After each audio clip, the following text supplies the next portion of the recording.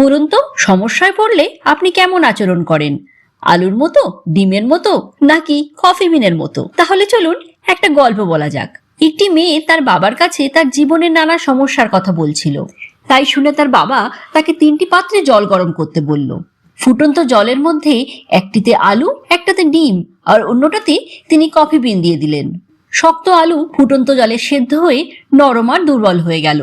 ডিম ফুটন্ত জলে শক্ত হয়ে গেল, আর কফি বিনগুলো নিজেরাই বদলে গেল, জলটাকে সুগন্ধি করে তুললো আর জলের রঙেরও পরিবর্তন ঘটালো।